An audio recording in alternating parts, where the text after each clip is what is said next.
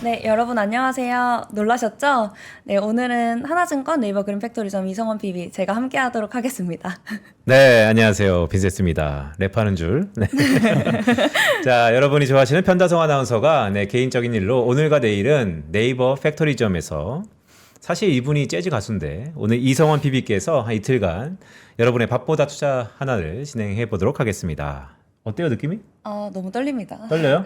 네. 누군가 이런 얘기 하더라고요. 이 세상 모든 떨림은 기회가 왔다는 증거이다. 자, 지금이 기회입니다.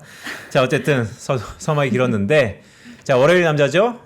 역삼동을 담당하고 계시는 전래훈 지점장 모십니다. 어서 오세요. 네, 안녕하십니까. 2주 만에 뵙습니다. 네, 오늘은 네. 표정이 좀 좋아 보이십니다. 뭐 늘 표정은 좋습니다. 즐겁게 살아야죠. 네. 예. 좋은 얘기예요. 즐겁게 네. 살아야 되는데, 네. 자, 오늘은 먼저 갖고 오신 장표를 보니까, 네. 야, 이 얘기는 제가 꼭 한번 시청자 여러분들께 해보고 싶었어요. 가져오신 종목들이 좋아요. 뭐 운이 좋다고 생각하고요. 예, 다들 아마 저도 그렇고 다른 분들도 그렇고 저희 또 우리 이성원 PB께서도 최근에 뭐 아스테라랩스라든지 저도 이제 해외 주식을 하기 때문에 지난주 월요일도 저 대신 한번 아마 나오셨을 텐데 수익률이 굉장히 좋더라고요. 오. 그러니까 뭐 광고 멘트도 살짝 섞어서 저 하나증권 PB들이 이렇게 주식을 잘합니다. 예, 여기까지 얘기하겠습니다. 네.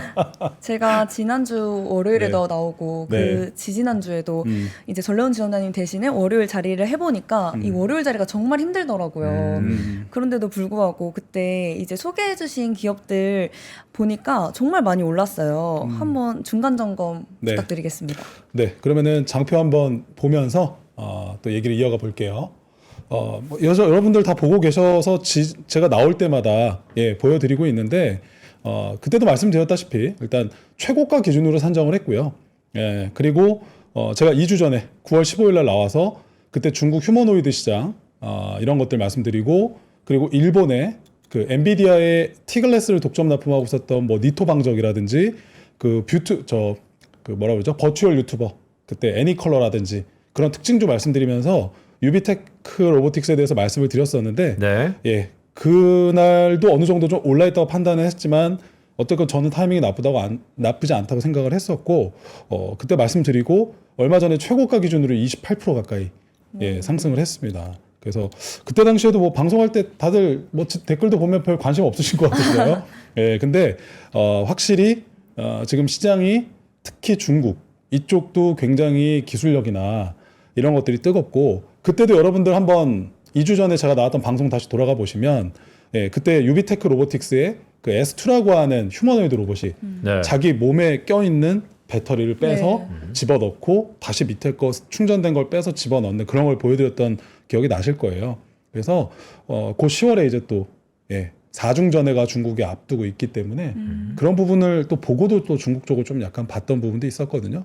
그래서 하여튼 지난 2주 동안 거의 약 30% 가까이 유비테크 상승이 있었습니다. 네. 그러니까 사실 우리가 뭐 장표에도 나와 있지만 어려운 건데 네. 20% 30% 이런 것들이 네. 상당히 어려운 거잖아요. 쉽지는 않죠. 그렇죠. 더구나 네. 이 유비테크 로보틱스는 많이 올라가 있는 가운데서 다시 한번 컨빅션 콜이 들어갔단 말이죠. 네. 그냥 결과가 좋으니까 한번 여쭤볼게요. 네. 이렇게 많이 올라갔던 상황에서도 네. 자신감을 갖고 컨빅션 콜 할 수 있었던 네. 가장 근간에는 뭐가 있습니까? 글쎄요. 뭐 여러분들 주식하시면서 느끼실 거고 뭐 저희도 마찬가지고 뭐 밑에 또 디스클레이머가 잘 나오네요. 다 맞을 수도 있고 틀릴 수도 있고 한데 아까 말씀하신 거에 기본적인 두 가지겠죠. 첫 번째 스터디가 어느 정도 돼 있었고 그리고 두 번째 역시나 주식은 어느 정도 또 타이밍이라는 게 중요한데 어느 정도 올라 있었지만 여기서 그때 보셨죠. 유비테크의 차트를 보시면 상장되고 상당히 내려오다가 최근에 이제 저점에서 다시 올라가고 있는 그런 움직임이 보여요. 네. 왜냐 턴어라운드가 본격적으로 어느 정도 보여지고 있었거든요. 재무에서. 제가 한번 말 나온 김에 장표를 한번 다시 볼까요? 장표를 보여주시면 3개월 동안 지금 유비테크가 지금 거의 뭐 61% 가까이 사실은 상승하고 있었고 제가 방송했을 때가 요때죠. 9월 15일이니까. 근데 요 폭이 지금 대략 한 25에서 30% 정도 되는 건데 제가 그때도 한번 요 말씀을 드렸죠. 요 장표를 보면서 저희 회사 백승의 송혜지 연구원께서 만들어주신 리서치 자료에 기반해서 보면 올해 지금 보면은 지금 현재 적자 폭이 요 정도에서 마이너스 52%에서 마이너스 22%까지 영업 적자가 축소될 거라고 저희 쪽에서는 예상을 해보고 있어요. 그러면 이게 이런 흐름대로 간다고 했을 때 멀지 않은 미래에 뭐 27년이나 28년에 흑자 턴어라운드를 기대할 것 같다라는 어떤 그런 이제 예상들을 조심스럽게 하고 있다 보니까 그때 어느 정도 내려왔다가 올라오는 부분에서 그리고 이제 중국은 또 정책이 중요하잖아요. 네. 사중전회라는 걸 앞두고 있는데 끊임없이 지금 중국 시진핑이나 중국에 있는 정부에서는 휴머노이드 로봇 육성이나 AI 이쪽에 대해서 강조를 하고 있다 보니까 그래서 그때도 저는 그 자리에서 이제 컨빅션 콜이라는 표현을 쓰지만 사실은 공식적으로 저희는 추천할 수가 없기 때문에 그냥 그 시점에 관심을 더 가졌던 겁니다. 네. 그 제가 보니까 이제 유비테크 말고 그때 네. 말씀해 주셨던 것 중 하나가 유니트리인데 유니트리 여기 장표에도 나와 있고 하더라고요. 맞습니다. 근데 제가 유니트리 유튜브에서 보니까 그 올림픽 휴머노이드 올림픽을 했는데 거기서 네. 1등 했던 기업이 유니트리거든요. 맞습니다. 근데 이제 유니트리가 4분기쯤 상장할 거라고 예상을 네. 하는데 네. 그때 전륜 조장님께서 해주신 말이 유니트리가 상장하게 될 경우 네. 유비테크도 한 번 더 크게 움직일 수 있다 네. 이런 유의 말씀을 해주셨었어요. 맞아요. 근데 그런 시각은 아직도 같으신지 네, 궁금합니다. 저는 유효하다고 생각하고요.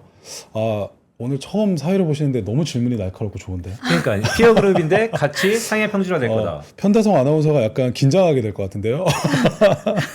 문자 오겠는데 나한테. 자, 긴장을 좀 푸시라고 제가 한번 더 농담을 했고 맞아요. 4분기쯤에 지금 유니트리가 상장을 준비하고 있고 그래서 상장이 만약에 된다고 했을 때 당연히 그날 그 시점에 유니트리에 또 상장되는 날에 홍콩 증시나 중국 쪽의 증시 분위기도 중요할 거예요. 왜냐하면 그날 시장 자체가 안 좋다면 또 혹시라도 안 올라갈 수도 있지만 만약에 상장된 어떤 가격이라든지 이런 것들이 합당하고 그리고 그때 시점 자체의 시장 분위기가 나쁘지 않다면 이 업종에 대해서 다시 주목하는 그림들이 나올 수 있다고 저는 보고 그럼 다시 유비테크라든지 관련 기업들의 상승이 있지 않을까. 그래서 사실은 유비테크를 투자하는 것도 방법이지만 그때 제가 한번 말씀드렸다시피 한국에 상장되어 있는 뭐 타이거라든지 네. 또는 코덱스의 차이나 휴머노이드 로봇 ETF가 또 대안이 있기 때문에 그 ETF 안에 여러 종목들이 또 들어가 있어요. 저희가 직접 투자 못하는 뭐 소위 말하는 창업하는 종목이라든지 그런 것들이 들어가 있으니까 그런 걸로 접근해 보시는 것도 하나의 투자 아이디어가 될 수 있습니다. 네. 그러니까 전반적으로 중국 휴머노이드 시장에 대해서 어느 정도 긍정적인 시각을 갖고 계시는데 네. 자, 우리 서학개미들의 자랑이죠. 테슬라, 옵티머스와 비교해보면 어때요? 왜냐하면 최근에 테슬라의 타겟 프라이싱이 네. 계속해서 올라가는 것의 근간에는 네. 로봇 사업의 어느 정도 성장성이 바탕이 되어 있는 것 같은데 옵티머스와 비교하면 어떻습니까?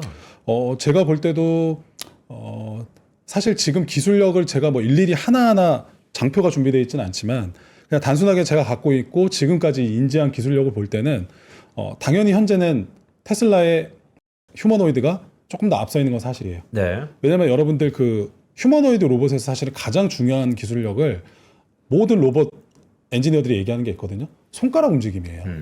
근데 그 손가락 움직임 하나하나를 지금 사실 굉장히 인간에 비슷하게 막 거의 흡사한 수준으로 구현하고 있는 거는 옵티머스예요. 현재 테슬라에. 그래서 얼마 전에도 보시면 뭐 뉴스 영상 보신 분도 있겠지만 어떤 우리나라 분이었던 것 같아요. 이렇게 커피 이렇게 컵을 이렇게 주는데 줄까 말까? 줄까 말까? 팝콘. 막 팝콘이었죠, 네. 참. 그러니까 휴머노이드 그 옵티머스가 이제 진짜 똑같이 본인도 받으려다가 말고 하고 또 이제 팝콘을 해서 줄 때도 줄까 말까를 네, 하는데 맞아요. 그런 것도 굉장히 저는 바로 소위 말해서 학습을 해서 아, 재밌다. 상대방한테 장난을 치더라고요. 터키 아이스크림 그거. 맞아요. 그거 휴머 한번 네. 배틀 붙어봐야겠는데? 그렇죠. 근데 그때도 뭐 그런 것도 있지만 이제 그런 것도 재밌었고 그거 외에 앨런 머스크가 최근에 인터뷰한 영상도 찾아보면은 그 얘기를 하더라고요. 계속 손가락 움직임에 대해 기술력에 대해서 굉장히 좀 신경 많이 쓰고 있다. 그래서 인간이 이 손가락을 가지고 할 수 있는 뭐 수십 개의 어떤 기술이나 움직임이 있는데 그걸 거의 60-70% 가까운 수준을 구현하기 위해서 지금 준비하고 있다라고 했는데 솔직히 지금 뭐 여기 장표를 한번 잠깐 보여주시면 뭐 유비테크의 지금 이 워커 뭐 S1이라든지 S2라든지 이런 기업들이 아직 손가락 움직임까지 미세한 것 같지는 않아요. 근데 어느 정도의 지금 생산 공정에 들어가서 그 소위 말하는 제조에 지금 참여가 되고 있거든요. 그래서 제가 볼 때는 기술력들은 제가 볼 때는 아직은 서로 막 조금 앞서가고 뒤서가니 계속 그런 걸 하고 있는데 계속 지켜봐야 되겠지만 저는 그 얘기는 꼭 하고 싶네요. 중국이 역전하는 시점이 올 거라고 봅니다. 저는 오히려 왜냐면 이게 지금 제가 볼 때 휴머노이드 쪽에 의미 있게 미국에서 경쟁력 있는 건 제가 볼 땐 테슬라밖에 보이진 않아요, 솔직히. 네. 근데 중국을 가보시거나 중국에 가서 이 휴머노이드 로봇들을 체험한 지금 소위 말하는 동영상들이 계속 네. 오고요. 뭐 이건 갑자기 제 개인적인 얘기지만 저랑 또 친한 이제 다른 증권사에 해외 주식을 좀 하는 그 소위 말하는 여자 선배님이 계신데 그분이 지난 주말에 중국에 가서 휴머노이드 로봇 그 유비테크랑 유니티리 거기를 보고 저한테 영상을 찍어서 보내주셨어요. 그걸 제가 다음에 뭐 혹시 기회 되면 보여드릴게요. 근데 그걸 보고 그분도 저한테 그 얘기를 하시더라고요.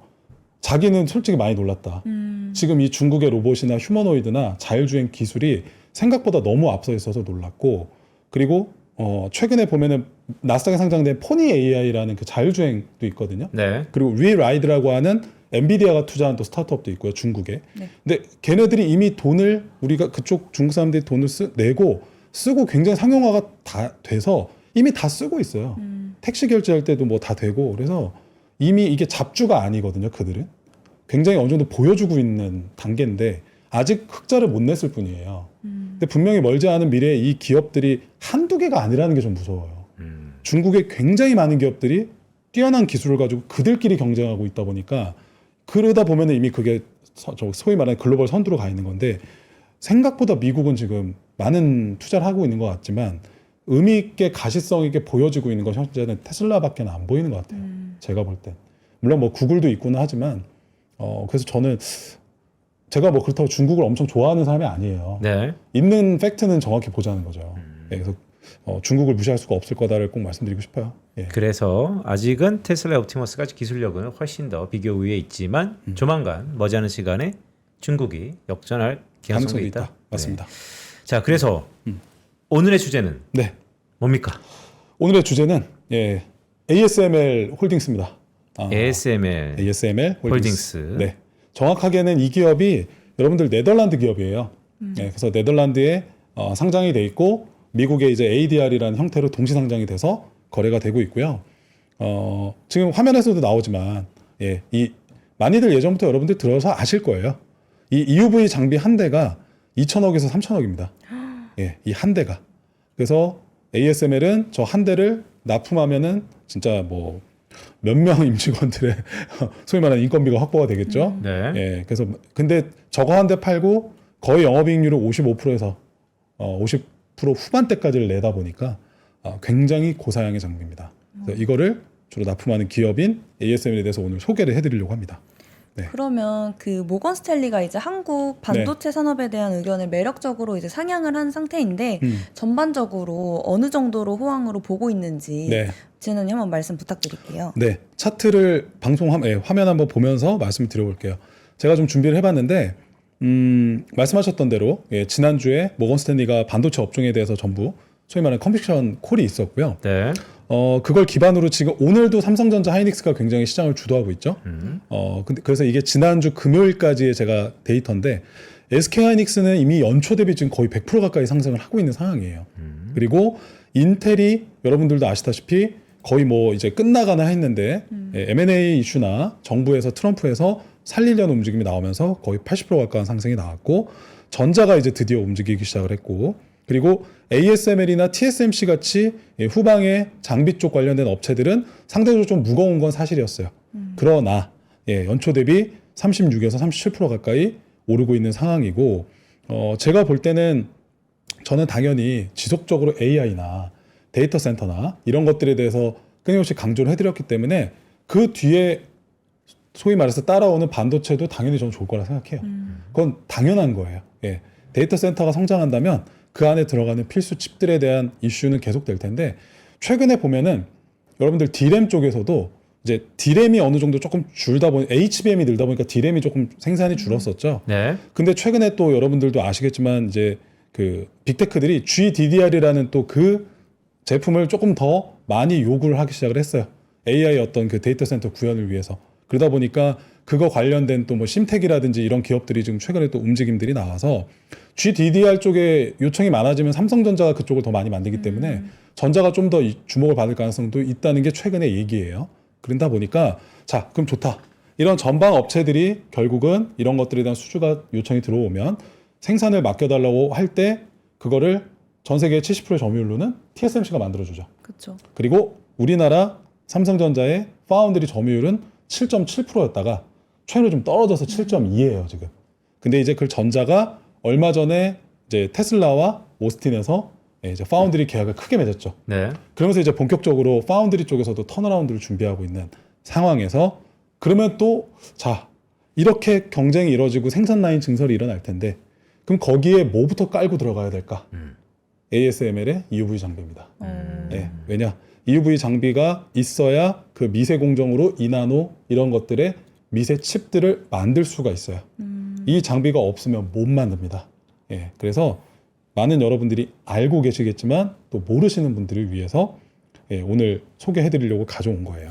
네, 사실 뭐 밸류체인 상에서 절대적인 해자를 갖고 있는데, 그렇죠. 근데 주가는 또 그거에 대해 네. 그거에 비해서면 상당히 좀 외면받았다 이런 네. 표현이 적합할까요? 주가가 이렇게 조정 아니면 맞아요. 지지한 국면이 이어졌던 이유는 뭐예요? 정확하게 짚어주셨고요. 그 이유는 중국 때문입니다. 중국. 예.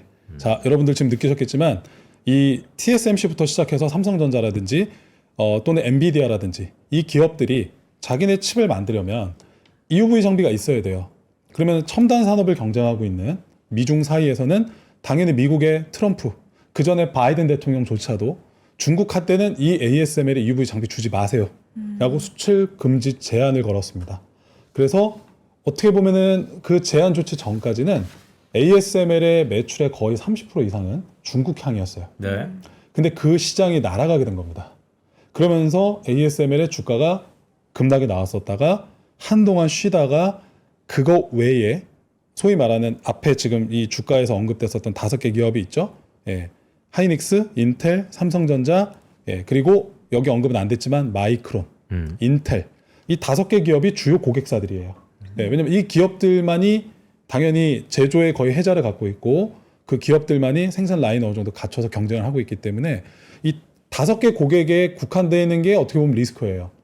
그래서 중국으로 포션을 넓혀가고 있었는데 중국 시장이 지금 일시적으로 막힌 거예요. 그러다 보니까 주가가 빠졌는데 그럼 결국은 중국으로 갈 거를 앞에 말씀드린 5개 쪽으로 다시 이제 넘기면서 어느 정도 매출의 회복이 일어나면서 이제부터 조금씩 저점에서 고개를 들면서 올라오고 있는 게 최근의 현황입니다. 그래요? 예. 약간 엔비디아의 스토리랑 비슷하면서 조금은 다른데, 맞아요. 엔비디아도 중국향에 문제가 있어갖고 네. 그런데 엔비디아는 여전히 잘 가잖아요. 그렇죠. 왜냐하면 엔비디아는 저사양 칩을 먼저 내놓으면서 약간 그 진화도 갔었고 그리고 여러분들도 아시겠지만 뭐 확인된 바는 없어요. 그러나 싱가포르라든지 어디 뭐 인도네시아라든지 이런 데에서 수입을 한 다음에 예, 선적해서 중국으로 몰래 간다든지 그렇게 해서 했던 것들이 많았다라고 얘기를 했거든요. 그래서 ASML은 사실 그렇게 할 수가 없죠. 이 장비는 아까 보셨다시피 거의 뭐 크고. 어마어마하게 크고요. 예, 한 대당 거의 몇 천억을 하기 때문에 그런 밀반입이라든지 이런 것들을 할 수도 없고 그게 걸리는 순간 예, 네덜란드와 미국의 관계는 무조건 깨지게 돼 있기 때문에 그렇게 할 수가 없었다. 그래서 약간 엔비디아의 스토리와 좀 비슷한 부분은 있는데 그래서 지금 ASML은 앞에 있는 전방 업체들한테 조금씩 더 주면서 극복을 해나가고 있는 상황. 네. 근데 제가 볼 때는 뭐 극복이란 표현을 쓸 것도 없는 게 애초에 TSMC랑 전자는 매번 ASML에 와서 제발 한 대라도 더 달라고 소위 말해서 간절히 원하고 있는 상황이에요. 그럼 중국 줄 거 여기 주면 되거든요, 사실은. 근데 그거를 빨리빨리 만들 수는 없으니까 시간이 좀 걸리다가 이제 드디어 발주가 됐던 게 하나씩 인도가 되기 시작한 거예요. 자, 그래서 자료를 한번 볼까요? 화면을 보면은요. 최근에 여러분들 제가 보고 있는 포인트 중에 하나는 이거거든요. 자, 인텔이 지금 엔비디아가 얼마 전에 구원 투수로 등장을 했죠. 지분을 50억 달러. 예, 우리나라 돈으로 약 7조 원, 8조 원 정도 투자하면서 들어왔는데 결국은 지금 이거에 대한 모든 핵심은 이걸 거예요. 미국의 유일한 반도체 메이커들은 인텔이랑 마이크론밖에 없죠. 네. 그러다 보니까 인텔을 살려야 된다라는 미션이 떨어진 게 지금 현재 상황이라 절대 인텔은 안 망할 거야 라고 해서 서해 개미들이 지금 인텔을 사시는 건데 자, 그러면 인텔이 제가 왜 얘기하느냐? 인텔이 최근에 장사가 안 되고요. 파운드리 사업을 사실상 접었어요. 네. 근데 접다 보니까 ASML 입장에서는 고객사 하나가 사라진 거죠. 그랬는데 지금 인텔의 파운드리 쪽을 다시 살리겠다라는 내부적인 논의가 나오고 있고, 그러다 보니까 엔비디아도 야 니들이 잘하면 우리 파운드리 맡길 것도 TSMC 3전 줄 거를 인텔 니네한테도 좀 맡겨볼게. 어느 정도 생산 공정을 좀 해줘. 수율이나 이런 걸 좀 보여줄래? 라고 분명히 요청을 했을 거예요. 자, 그러면 어떻게 될까? 인텔도 다시 ASML의 노광 장비를 사기 시작하겠죠. 예, 그래서 당장 뭐 10대, 20대씩 살 수는 없어요. 한 대에 뭐 5천억, 뭐 3천억, 5천억 하는데. 네. 근데 분명히 어느 하나의 없어질 것 같은 고객사의 부활은 ASML한테는 분명히 어떤 청신호가 될 수 있다. 이렇게 저는 생각을 하고 있고. 그리고 예, 최근에 또 하나 이슈가 이거예요. 예, 여러분들 하이닉스 공부하시는 분들은 하이닉스의 지금 랠리에 또 여러 가지 또 포인트 중에 하나가 이거였죠. ASML의 하이 NA EUV 장비를 처음으로 하이닉스가 도입했다. 자, 여러분들 여기 나오는데요. NA EUV가 뭐냐? 자, 제가 그대로 읽어드릴게요. Numerical Aperture의 줄임말이에요. NA가. 야, 정확하게는 직역하면 렌즈 개구수라고 합니다. 렌즈 개구수. 이 렌즈 개구수가 기존의 ASML의 기존 장비는요.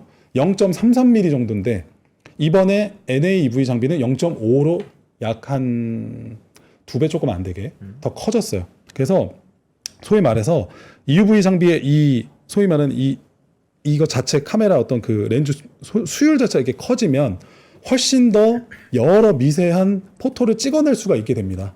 그래서 4나노 만들 걸 2나노도 만들 수 있게 되고 그런 것들을 하게 돼요. 예, 그래서 이 장비를 처음으로 개발을 하고 양산을 하고 첫 인도를 하이닉스한테 준 거예요. 이 ASM. 이게 굉장히 의미 있는 거예요, 여러분들.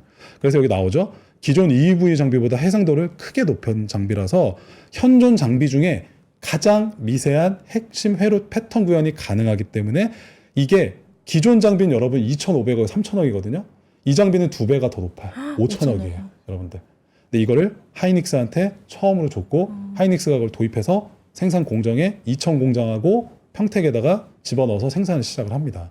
그래서 여기 보면 기존 장비 대비 정밀성은 거의 약 2배, 직접도는 약 3배 정도 향상이 되고 기존 장비의 거의 배 이상 비싼 가격으로 나오는데 처음으로 양산용을 제대로 만든 한 대 출하된 걸 하이닉스한테 가장 먼저 준 현대 상황이다. 예, 그래서 그걸 기념해서 하이닉스 임직 업무들이 이렇게 기념 사진을 찍으셨어요. 지난 9월 3일 날. 네. 하이 NA 시대가 이제 열렸다. 그래서 이 반입 행사를 열렸고 이날 하이닉스도 주가가 올라왔는지 내렸는지 제가 체크는 안 해봤어요. 근데 굉장히 긍정적인 신호도가 분명히 됐을 거예요. 자, 이걸 도입했다는 것 자체가 이미 삼성전자라든지 마이크론이라든지 경쟁 HBM을 만드는 업체들 대비 더 미세한 걸 먼저 만들 수 있다는 뜻이 됐잖아요. 그렇기 때문에 하이닉스가 앞으로도 더 앞서 나갈 수 있는 하나의 단서를 여기서 보실 수가 있다, 여러분들. 예. 그리고 그래서 이제 뒤늦게는 아니에요, 사실. 삼성전자도 이 하이 NA를 확보하기 위해서 ASML하고 얼마나 많은 지금 커뮤니케이션 하고 있겠습니까? 그죠? 그래서 2나노를 구현할 수 있는 게 지금 가장 시장의 핵심이고요. TSMC가 얼마 전에 대만인가요? 저 하이텍인가 플라이텍인가 갑자기 제가 그 사명이 기억이 안 나는데 그 회사랑 2나노짜리 개발에 성공을 했고요. 제가 자꾸 말이 길어서 죄송합니다. 근데 TSMC가 2나노짜리 생산 공정을 수율을 60%까지 맞췄다는 뉴스가 떴어요. 여러분들 그 파운드리에서 60% 정도의 수율만 나오게 되면 사실 생산을 할 수가 있게 돼요. 그래서 이제는 TSMC가 2나노짜리도 양산을 시작할 거라는 지금 시그널들이 나오고 있어요. 그런 가운데 전자도 발등에 불 떨어졌죠. 빨리 우리도 따라잡아야 되고 이미 하이닉스도 이걸 도입해서 하고 있고 이제 아예 도입을 했다는 뉴스가 떴잖아요. 그래서 아마 제가 볼 땐 멀지 않은 미래에 전자도 2나노짜리 하이엔의 EUV 장비를 아마 ASML로부터 받는 시점이 올 거예요. 계속 조율을 했겠죠. 자, 그런 가운데 여러분들 여기 나옵니까? 보이십니까? 인텔도 주문을 했습니다. 인텔도 주문을 했어요, 여러분들. 파운드리 접었다라고 다 알고 계셨죠? 전 이걸 보고 느꼈어요. 아, 이거 다시 살리려고 하는구나, 파운드리를.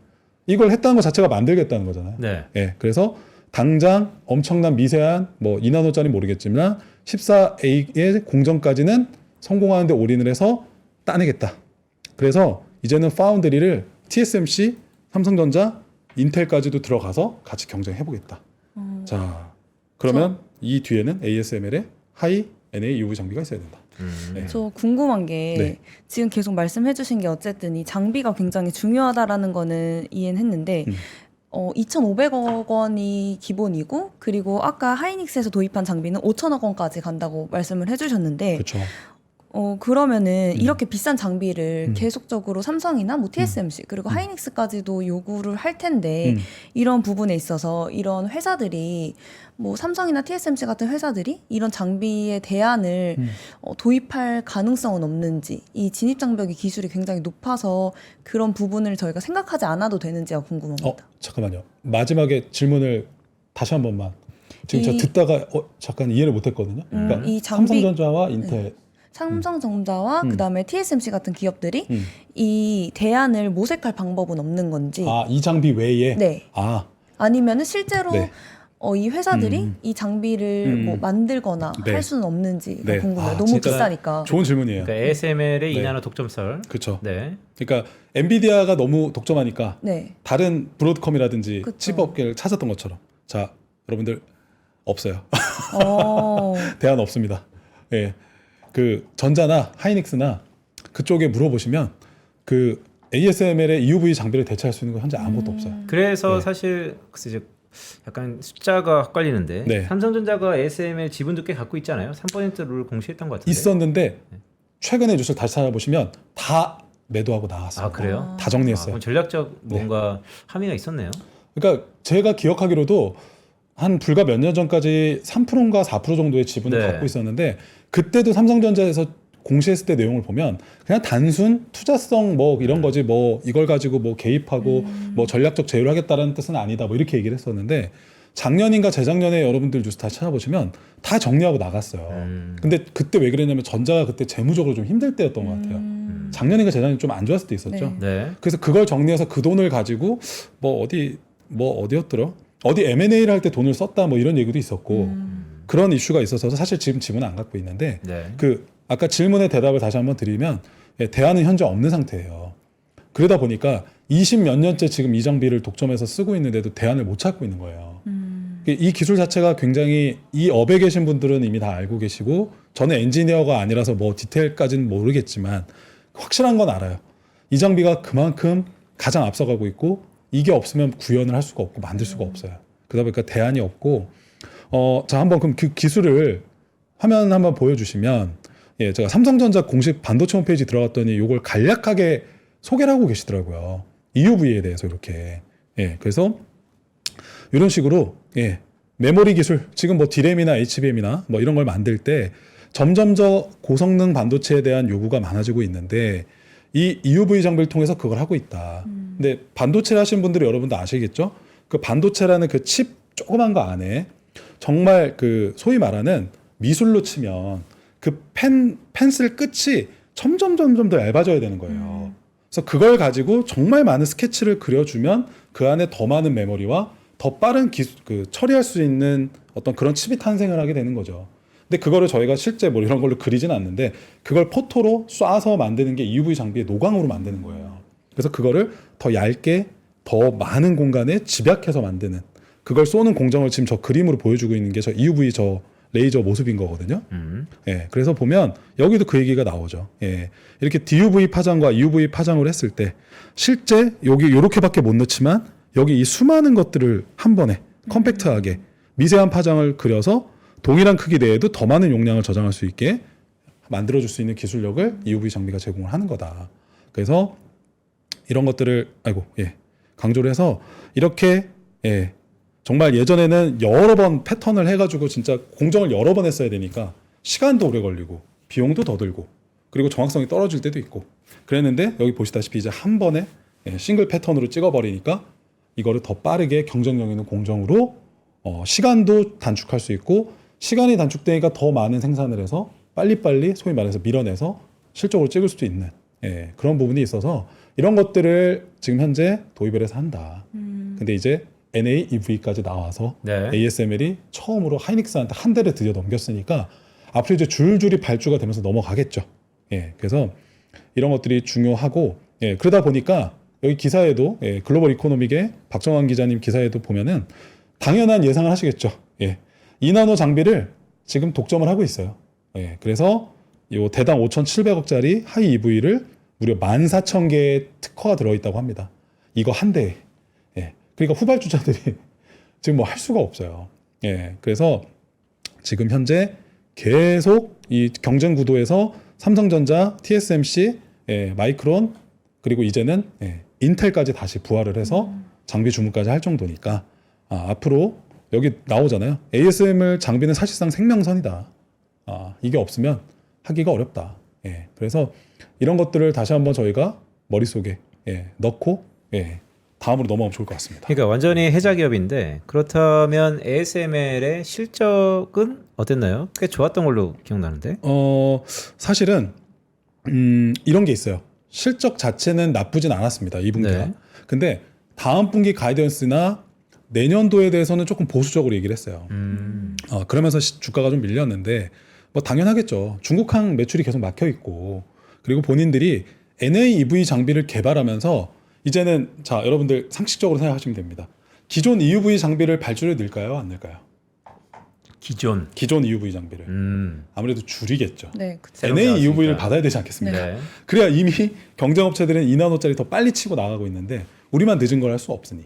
그러니까 어느 정도 조금 이제 소위 말해서 좀 경쟁력이 약간 최선두에 있는 것보다는 밑에 있는 업체들은 그래도 EUV 장비라도 달라고 해서 해야 되겠지만 최선두에 있는 업체들 그 5개 업체들은 하이 NAEV를 받아야 되기 때문에 어느 정도 발주를 늦추거나 줄이거나 지연했을 거예요.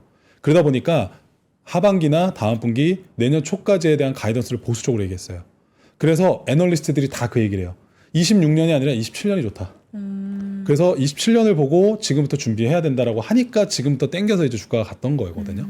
그래서 여기 보면 이게 공식 홈페이지에 지난 7월 16일 날 발표했던 자료인데 뭐 매출액은 전년 대비 23% 늘고 매출 총이익률, 영업이익률은 뭐 53%, 34% 이렇게 나왔고 청양산용 요거를 납품했다. 이게 하이닉스에 납품한 건 아까 그거예요. 그래서 이런 것들 쭈루루룩 나오고 수주 잔고도 전기 대비 뭐 40% 늘었다. 여전히 EUV 장비를 사기 위해서 줄 서 있는 업체들이 로직은 뭐 84%가 있고 메모리는 16%가 있다. 뭐 이런 것들을 하고 있고 CEO도 AI 반도체 미세 공정이 진화를 계속하고 있기 때문에 EUV 장비의 진화를 수반할 수밖에 없는데 시스템 반도체나 메모리 모든 쪽에서 이런 양상이 뜰 거니까 우리 장비는 계속 쓸 거예요. 를 강조를 했고요. 제가 지난주에 그 웨드부시 반도체 애널리스트 분 세미나를 들었거든요. 근데 이제 그 반도체 애널리스트가 뭐라고 말했었냐면 메모리 반도체 쪽을 굉장히 좋게 보더라고요. 그렇게 될 경우에 이제 ASML도 같이 주가가 좀 움직이지 않을까 하는데 그 월가에서는 어떻게 바라보는지 궁금합니다. 저도 당연히 뭐 똑같은 또 얘기지만 AI가 좋아지면 메모리나 이쪽이 같이 좋아질 수밖에 없고 물론 뭐 개인의 생각입니다. 적절한 타이밍에 또 올라오는 자막이 있네요. 그래서 뭐 맞을지 틀릴지는 모든 게 다 가이던스인데 제가 볼 때도 좋다고 보고 근데 결국 그건 있는 것 같아요. ASML은 어떻게 보면은 가장 뒷단에 있죠. 그러니까 메모리가 수혜를 보면은 메모리를 만드는 메이커들이 전자, 하이닉스, 마이크론 뭐 이런 기업들이 먼저 수혜를 받을 거고 뭐 인텔도 이제는 조금씩 뭐 지켜봐야 될 것 같고요. 그래서 이런 기업들부터 시작을 해서 우리나라의 반도체 밸류체인들, 일본의 반도체 밸류체인, 미국의 반도체 밸류체인 지금 다 좋을 수밖에 없을 거예요 아마. 그래서 이 안에서 옥석 가리기를 좀 잘 하셔야 될 거거든요. 그래서 잘 한번 체크해 보시면 되는데 ASML은 조금 큰 함선이라고 저는 생각이 돼요. 빨리 움직인다기보다는 좀 천천히 무겁게. 그래서 한번 글로벌 투자 아이비들의 의견을 한번 보면은요. 지금 모건 스탠리에서 지난주에 모건 스탠리에서 반도체 콜이 나왔었죠. 그래서 거기서도 바로 얘기를 해줬어요. 지금 리 심슨 애널리스트 같은 경우는 ASML의 반도체 수요에 대한 예상을 발표들이 이어지고 있는데 아까 말씀드렸던 것 중에 있었죠. 삼성전자의 테슬라 칩 생산이라든지 인텔에 대한 엔비디아의 대규모 투자라든지 그리고 일본 정부의 파운드리 구축 정책이라든지 이런 것들이 반도체 장비 수주를 전 세계에서 지금 이게 늘어나고 있으니까 수주 요청이 올 것이다. 그래서 ASML에 대한 투자 의견을 드디어 이제 보수적으로 보고 있다가 비중 확대로 상향 조정을 했다라는 게 바로 지난주 22일 날 콜이 나왔어요. 그래서 여기에 더해서 반도체 업종에 대한 다양한 그런 의견들이 나왔었죠. 그리고 뱅크 오브 아메리카에서도 똑같이 9월 22일 날 얘기를 했어요. 엔비디아, 인텔에 대한 계약의 수혜주를 ASML로 보고 있다. 네. 그래서 아까 제가 앞에서 언급드렸던 대로 인텔은 엔비디아로부터 투자받은 자금을 가지고 다 반도체 장비 구입했을 것 같다. 아까 제가 말씀드렸죠. 50억 달러 투자했잖아요. 엔비디아가. 그러면은 대충 하나로 지금 환율로 하면 7, 8조 정도 되는데 한 대에 5,700억이니까 정말 여기다 다 투자한다고 하면 10대는 살 수 있겠죠. 근데 물론 10대만 사고 끝나지는 않겠잖아. 생산 라인도 깔아야 되고요. 공장도 만들어야 되고 그 외에 장비도 넣어야 되고 뭐 식각, 뭐 후공정 다 집어넣어야 될 거고 다양한 투자를 할 테지만 최소 뭐 2대에서 5대까지라도 확보하려고 노력하지 않을까 싶어서 그래서 이런 것들을 봤을 때 목표 주가를 상향 조정을 한다. 이런 얘기가 있었고 그리고 조금 한두 주 전에 9월 15일 날하고 8일 날 나왔던 것도 보면은 TSMC의 지금 현재 자본 지출 투자를 봤을 때 ASML은 앞으로도 괜찮아질 것 같고 여기 보시면 26년, 27년에 TSMC가 계속 투자를 하니까 그거에 맞춰서 ASML의 고성능 반도체 장비를 필요로 하니까 맞춰지면서 26년보다 27년에 더 업사이드가 보인다. 이런 얘기를 했고 역시나 UBS에서도 그래서 27년에 본격적인 전환점이 올 겁니다. 라고 강조를 해서 아까 말씀드린 중국의 수요 둔화 우려 뭐 이런 것들 그리고 기존 리소그래피 기존 장비가 아무래도 덜 팔리겠죠. 네. 그거에 대한 걸 이미 어느 정도 반영을 한 것 같다. 그래서 앞으로 2030년까지 연평균 EPS 성장률 20%씩을 보고 있으니 본격적으로 이제 볼 필요가 있겠다. 자, 그래서 이런 글로벌 투자 의견들이 다양하게 있었습니다. 아이비들의. 그러니까 아이비들의 의견이 좀 뭐 상이하다라는 생각까지도 좀 들긴 하는데 요즘에 미국장에서의 트렌드를 보면 성장 산업이 성장 산업에 투자하고 서로 간에 맞물리면서 또 다른 가치를 창출하고 있는데 최근에 ASML이 글쎄요 프랑스의 미스트랄 AI 이게 오픈 AI랑 비슷한 피어 그룹이에요? 맞습니다. 그러니까 뭐 솔직히 저도 막 찾아봤는데 미스트랄 AI가 뭐 굉장히 지금 뭐 엄청나게 뛰어나게 뭘 하고 있고 그런 것까지는 모르겠어요. 그런데 지금 ASML이 프랑스의 이 미스트랄 AI에 13조를 투자를 하기로 결정을 했습니다. 약 2조 정도. 사실은 뭐 ASML이 갖고 있는 현금에 비하면 뭐 그렇게 큰 금액은 아니에요.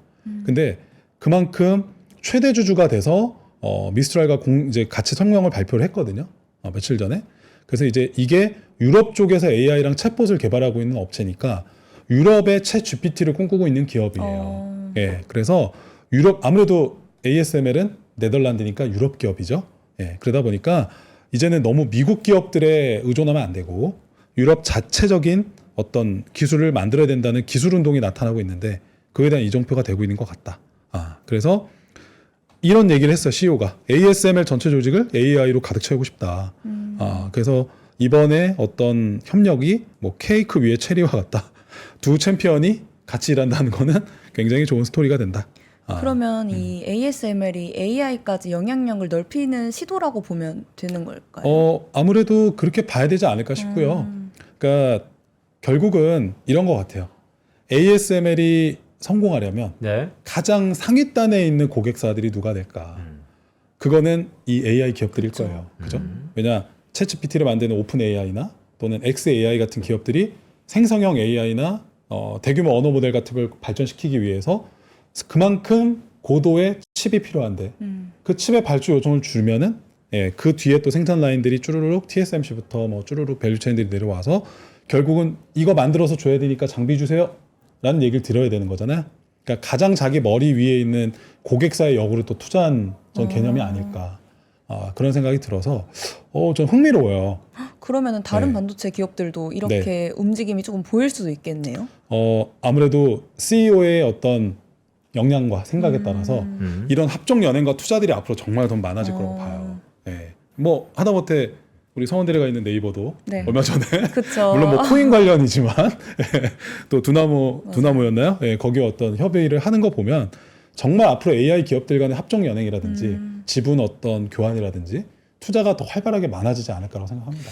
이렇게 ASML의 실적도 중국에 대한 투자가 어떻게 보면 차단돼 있고 또한 계속해서 오픈 AI 격의 프랑스 기업인 글쎄 처음 들었는데 저도 미스트랄 AI 네. 여기에 또 적극적인 SI 투자를 하고 이렇게 하다 보면 네. 카운터 파트에 있는 중국 굴기 이거 문제 있는 거 아닙니까? 중국은 반응이 어때요?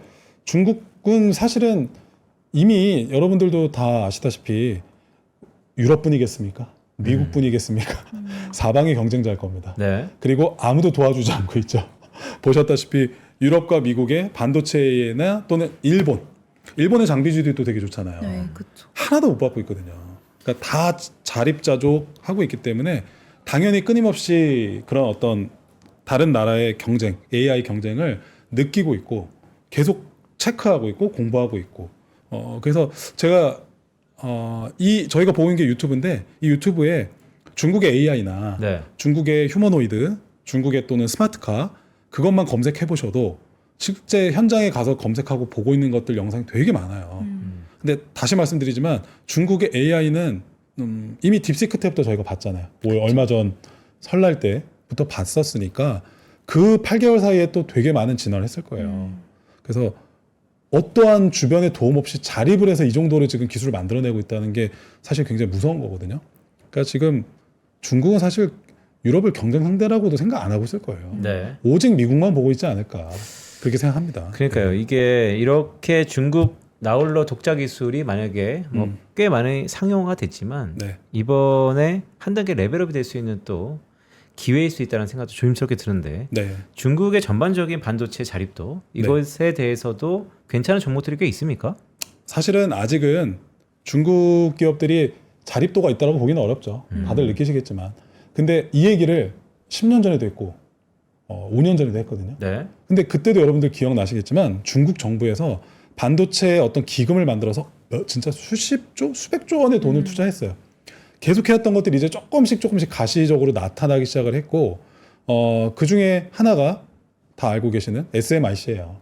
예, 자 화면 한번 보여주시겠습니까? 예, SMIC가 보면 홍콩에 상장되어 있는데 지난 1년 동안 310% 상승했어요. 310%.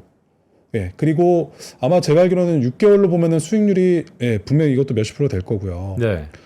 조용히 올라갔거든요. 그러게요. 많이 올랐어요? 많이 올랐는데요. 엄청 올랐죠. 그러니까요. 그래서 여쭤보는 거예요. 예, 1년 동안 세배가 올랐는데 반도체 핵심 장비라든지 이런 것들이 다 제한되어 있던 상태에서 SMIC는 나름대로의 기술을 가지고 계속 어느 정도 따라오려고 준비는 했고 여전히 글로벌 리딩 기업들의 이거는 따라오질 못하고 있긴 한 건 사실입니다만 예전에 비하면 격차는 많이 줄었다는 거죠. 근데 점점 줄어들고 있고 그럼 아시죠?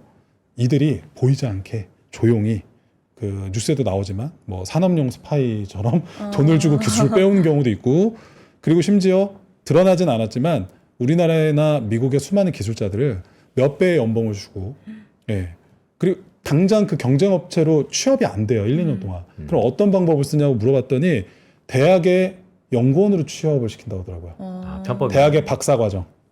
이런 걸로 그냥 대학교 다니는 것처럼 오게 해요. 중국으로. 근데 실질적으로 그래 놓고서 연구를 SMIC 소속은 아니지만 하고 있는 거예요.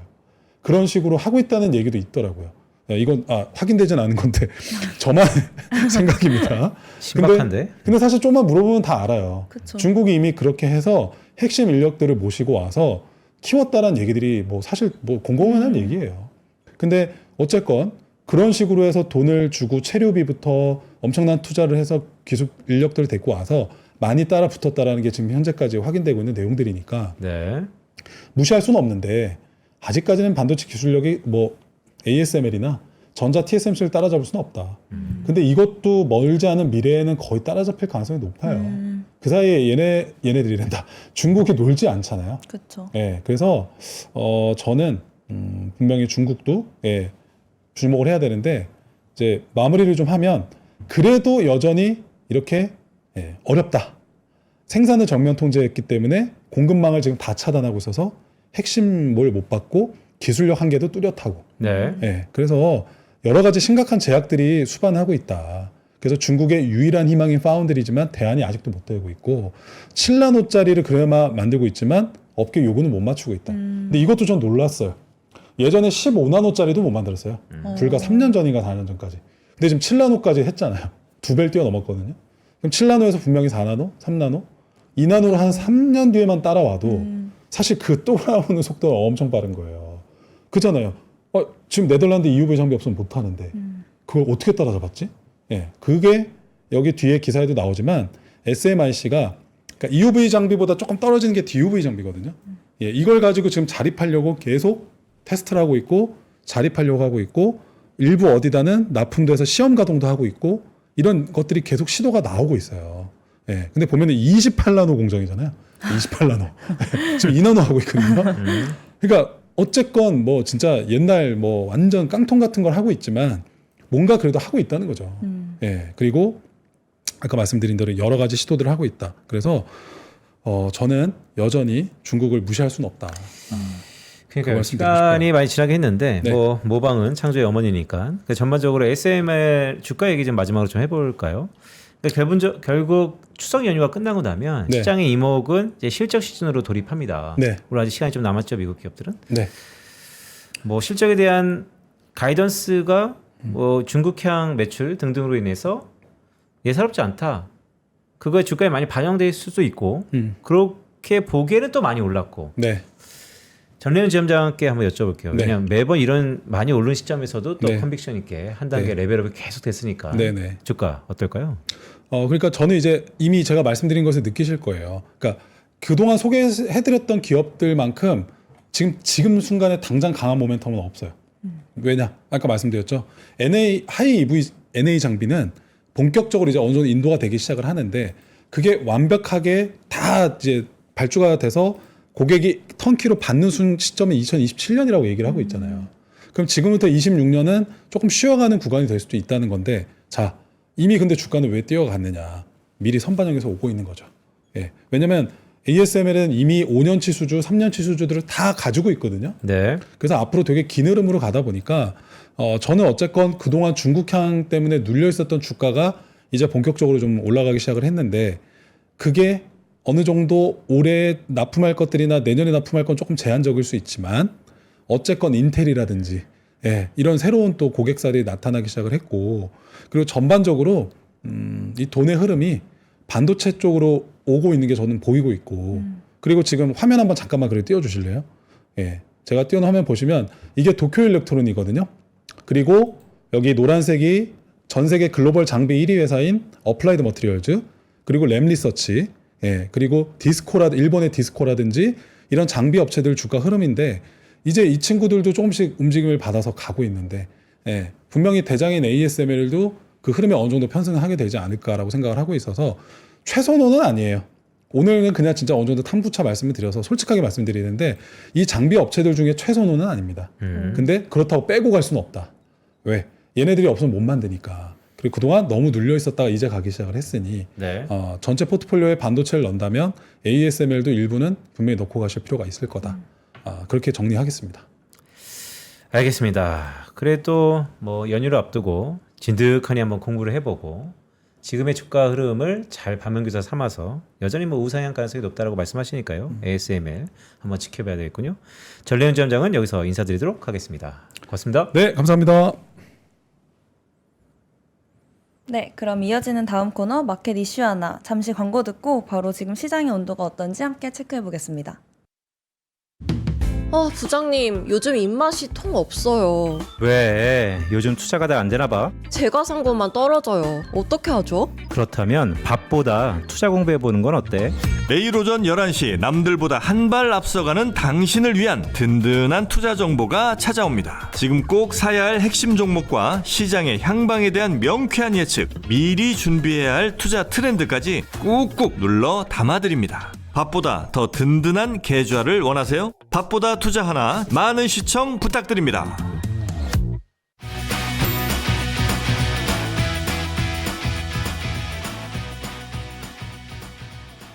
네, 오래 기다리셨습니다. 마켓 이슈 하나하나 시간입니다. 지금 이 순간 시장이 어떻게 숨쉬고 있는지 그리고 투자자들이 가장 궁금해하는 거는 뭘지 생생하게 확인해 보도록 하겠습니다. 네, 정혜민 PB와 함께 하겠습니다. 어서 오세요. 네, 안녕하세요. 하나증권 정혜민 PB입니다. 정혜민 PB. 자, 저희 시청자 여러분께서 정혜민 PB 월요일마다 나온다 기다리시는 분들이 참 많은 것 같아요. 그래 주시면 감사하죠.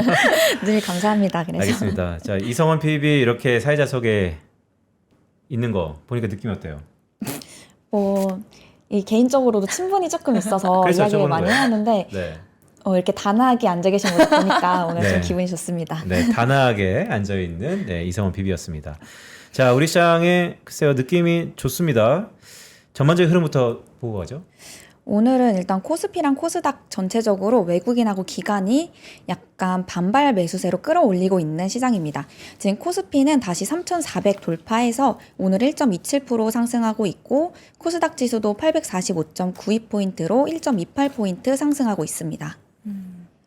좀 중점적으로 오르는 종목이어서 바로 말씀드리도록 하겠습니다. 네. 오늘 시장에서 좀 눈여겨볼 만한 종목은 아무래도 네이버입니다. 네이버 지금 장중 8% 상승하고 있는데요. 네이버 같은 경우에는 잠시만요. 네이버. 네, 두나무 지분 네. 인수 관련해가지고 저번 주부터 좀 핫해지기 시작했는데 이게 거의 확실시 되면서 네이버 같은 경우에는 네이버 파이낸셜이 국내 1위 간편 결제 사이트이고 또 두나무 같은 경우에는 국내 1위 가상화폐 거래소이기 때문에 이 두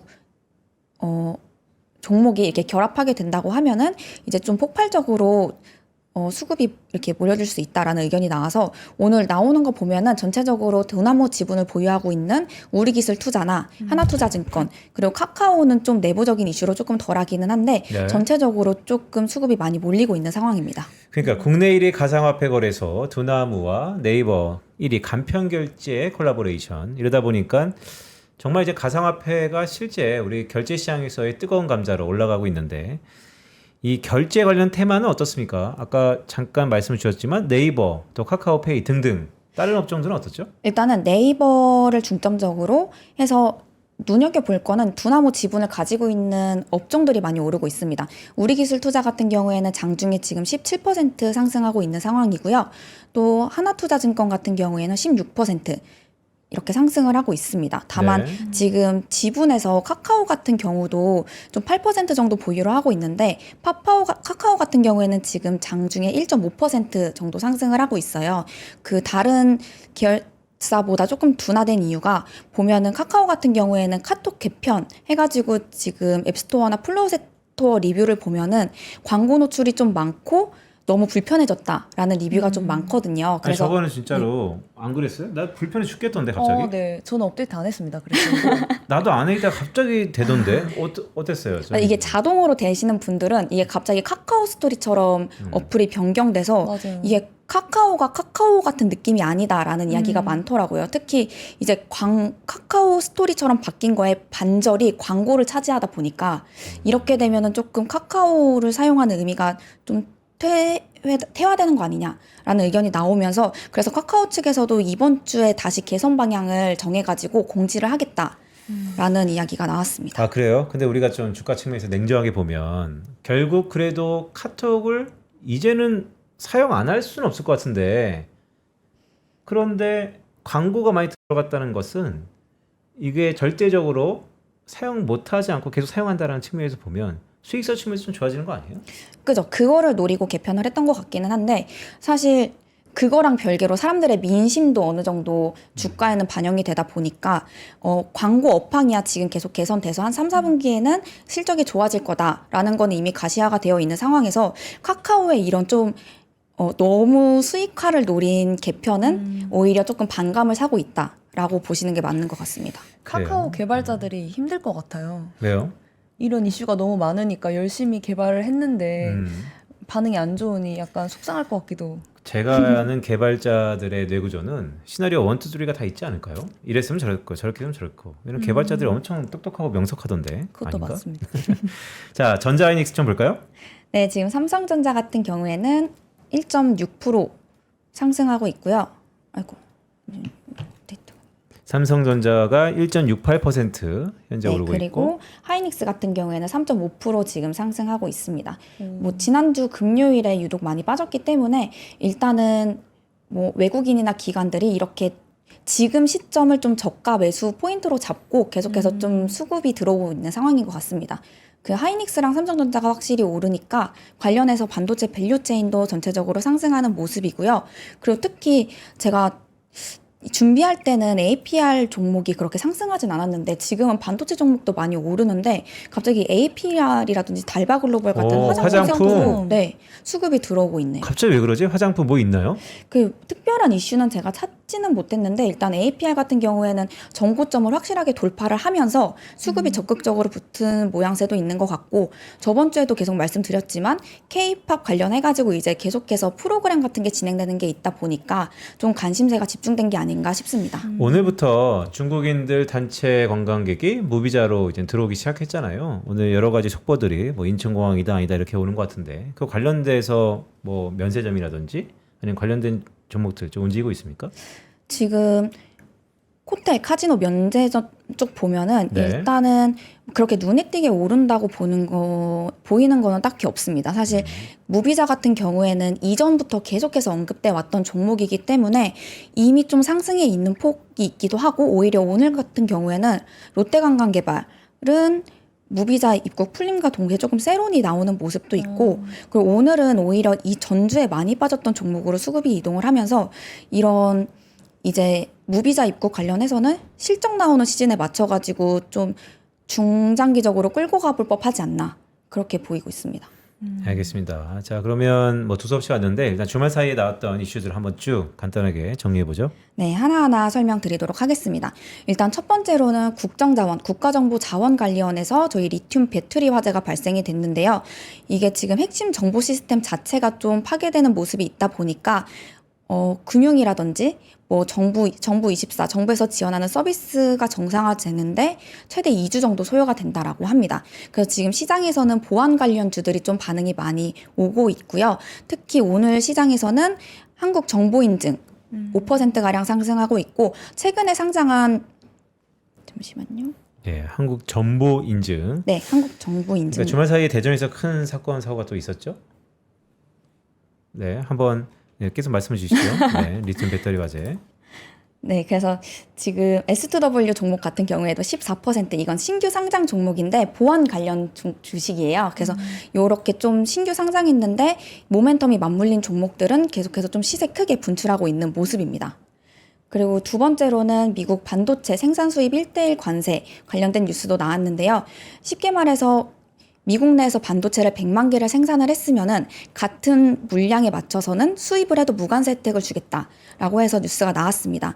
그래서 지금 미국 내에 생산 기업 있는 삼성전자나 하이닉스는 이 부분에서는 오히려 조금 수혜를 받을 수 있다라는 의견이 나오고 있고 또 지금 미국에서는 어쨌든 미국에 있는 기업 반도체 밸류 체인을 좀 키우려고 하다 보니까 이렇게 되면은 오히려 우리나라의 소부장 기업들이 반사수혜를 받을 수도 있다. 왜냐면 어쨌든 미국에서 생산을 할 때 그런 소부장을 이렇게 납품을 하려면은 우리나라의 그 기술이 좋은 종목들이 좀 각광을 받을 수 있다라는 이야기가 나오고 있고 카카오는 아까 말씀드린 것처럼 지금 불편한 호소 많이 되고 있어서 내주 초에 개선 방향이 공지될 거다라는 말이 나왔는데 이거는 조금 지켜보시는 게 좋을 것 같습니다. 그러니까 이게 추석 연휴 했던 게 약간의 패착이라는 패착일 것 같아요. 왜냐하면 추석 연휴 때 이런저런 또 많이 사용하고 얘기도 많을 텐데 맞아요.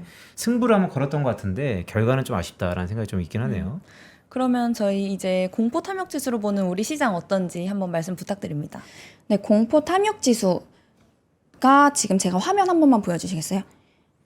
이게 전일자 기준으로 저희가 조회가 되기 때문에 코스피는 탐욕 69 그리고 코스닥은 탐욕 62점 이렇게 나왔는데요. 많이 내려왔다. 네, 그러게요. 맞습니다. 원래 전주에. 80대 70대였는데. 그래서 이제 전주에 비해서 근데 오늘은 장이 조금 반등을 하고 있잖아요. 그래서 네. 그럼 전주랑 비교했을 때 우리가 이걸 어떻게 활용해야 될까를 조금 보면은 제가 보니까 매우 탐욕 구간에 전주에 매우 탐욕 구간에 있었던 종목들은 여전히 강한 흐름을 가지고 있습니다.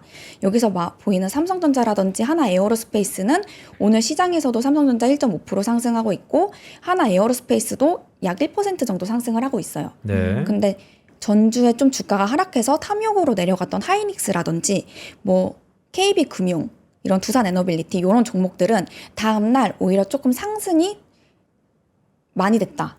상승 전환 가능성이 상대적으로 좀 높다라고 볼 수 있을 것 같고 관망 구간에 있었던 뭐 에너지 솔루션이라든지 삼성 바이오로직스 같은 바이오나 뭐 2차 전지 그런 섹터들은 대체로는 현 수준을 유지한다.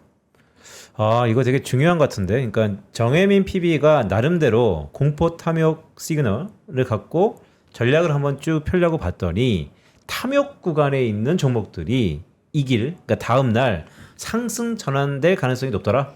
네, 저는 그렇게 봤습니다. 근데 아. 여기서도 좀 주의해야 될 게 네. 단순히 그렇게만 접근하는 것보다는 어쨌든 거시적인 그 시각이 바탕이 되긴 해야 돼요. 지금 반도체 섹터가 계속해서 외국인하고 기관 수급이 들어오고 있기 때문에 이런 탐욕 구간에서도 다음날 상승 전환이 가능했었다. 이런 식으로 밑바탕이 돼야 되는 건 맞는데 전체적으로 봤을 때는 탐욕 구간에 있는 종목들은 다음날 상승 전환 가능성이 높더라. 이거 그러니까 추석 이후 반등을 이어갈 섹터 이 부분 장표 한번 띄워주실래요? 제가 이 부분을 왜 집요하게 말씀드리냐면 지난주에 아마 방송 보셨을 거예요. 유태우 피부 나와가지고 수익률 대회 내가 한 2, 3위 정도 하는데 정혜민 PB가 1등이라면서 지금. 조금 내려왔는데. 아, 그래요? 네, 조금 내려왔는데 그래도. 어쨌든 뭐 1등이었는데 레벨이 다르다. 나는 프로리그고 메이저리그 여기는 마이너리그다. 맞아요? 동의합니까? 이게 그렇게 볼 수도 있지만 이게 또 수익률이라고 하니까 이게 살짝 저는 일단은 여러 종목을 다 담은 상태에서 시장의 흐름을 이렇게 타는 지금 플레이를 하고 있어서 네. 오히려 조금 시장 수익률이나 뭐 시장에서 주도주를 타고 이렇게 움직이는 거는 제가 더 그러니까 유태우처럼 이제 몰빵은 아니다. 네, 제가 그렇게 보는 거는 조금 더 그러니까 영향력이 어쨌든 있는. 뭐 하나그룹에서 참 많은 선수들이 나와서 지금 경쟁을 페어하고 했는데 거기서 나름 거의 탑 클래스의 수익률을 보이고 있는 우리 정혜민 PB가 추석 이후 주목해야 될 포인트가 있다면 어떤 거죠? 추석 이후 주목해볼 섹터라고 하면은 일단 추석 이후에 반등을 계속해서 이어나갈 수 있는 섹터가 무엇일까를 좀 봐야 될 것 같은데 네, 화면 한번 띄워주시죠. 저는 그런 관점에서 보기에는 지금은 좀 추세 매매를 이어간다라고 하면은 외국인하고 기관이 시장을 이끌어 나가고 있어서 외국인하고 기관이 어떤 종목을 좀 주로 담고 있나를 보는 게 중요할 것 같습니다. 이게 제가 저번 주에 외국인하고 기관이 어떤 종목을 담았나를 좀 정리를 해온 차트인데요. 보시면은 삼성전자, 하이닉스 같이 반도체 대장주들 위주로 매수를 하고 네. 또 소부장 종목들을 많이 매수를 했습니다. 가령 뭐 삼성전기 같은 종목들도 많이 매수를 했지만 뭐 한미반도체라든지 하나마이크론, HPSP 같은 소부장 종목들도 많이 매수를 했고요. 네. 방산이나 네이버, 소프트웨어 쪽도 많이 매수를 했습니다. 지금 시장에서 주목하고 있는 섹터가 이렇게 보면은 매번 사람들이 말하는 반도체, 방산, 뭐 지주사, 금융사인 거예요. 그래서 이런 종목들은 왜 투자자들이 봤을 때 아직도 상승 여력이 조금 뚜렷하지 않나. 네, 그렇게 보셔도 좋을 것 같습니다. 그러니까 그 말은 곧 여전히 뭐 주도하고 있었던 업종과 섹터를 추세 추종 계속해서 담아가자 이런 말씀인가요? 네, 저는 지금 시장에서는 그렇게 추세를 따라가는 게 오히려 좀 더 높은 수익률을 볼 수 있는 시장이 아닌가 싶습니다. 알겠습니다. 자, 그 중에서도 뭐 최선호도를 따르자면 여전히 반도체인가요? 네, 지금은 반도체고 반도체 다음으로 본다라고 하면은 여전히 지주금융 괜찮지 않을까 싶습니다. 어제도 3%의 저희 기획재정부 네. 차관님이 나오셔서 말씀을 해주셨는데 분리과세나 그런 쪽에서 이제 조금 유연하게 우리가 대응을 하겠다라는 그러니까요. 말을 했어요. 그래서 오늘도 금융사 쪽이 아침부터 조금 시세를 많이 분출을 했는데 여전히 계속 좀 주춤하다 보면은 정부에서 한 번씩 모멘텀을 주고 그런 매매가 가능한 종목이기 때문에 뭐 반도체 그리고 금융사 이렇게 보셔도 괜찮을 것 같습니다. 알겠습니다. 네, 전반적으로 뭐 정부가 많이 나서고 있는 것 같긴 하네요. 네, 그러면 제가 이 이야기 꼭 여쭤보고 싶었어요. 항상 볼 때마다 마지막으로 이제 오후장 포인트 한마디로 정리해 주신다면 어떻게 말씀해 주실 수 있을까요? 오후장은 아까 말씀드린 것처럼 지금 추석 이후에 반등을 이어갈 섹터 제가 말씀드렸잖아요. 그 섹터만 유심히 봐도 어느 정도 나쁘지 않은 시장이 될 것 같다. 네. 라고 말씀을 한번 드리고 싶습니다. 그래서 한마디로 보자면 오르는 말에 계속 올라타라? 네, 맞습니다. 알겠습니다. 자, 정혜민 PB가 여러분 수익률 대회에서 탑 클래스에 위치하고 있습니다. 추석 연휴 바로 직전 아니 직후에도 여전히 추세가 살아있는 오르는 말에 올라타자라는 말씀까지 주셨습니다. 오늘 정혜민 PB와 함께했습니다. 고맙습니다. 네, 감사합니다. 어땠어요 오늘? 아, 오늘 음. 근데 저 너무 재밌었는데요. 재밌었어요? 네, 저 내일이 기대됩니다. 네.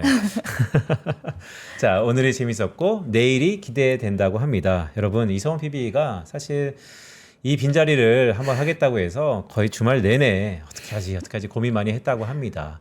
오늘도 귀엽게 잘 봐주시고요. 내일은 좀 더 참신하고 더 업그레이드된 모습으로 온다고 하니까요. 내일 이 시간에 다시 뵙도록 하겠습니다.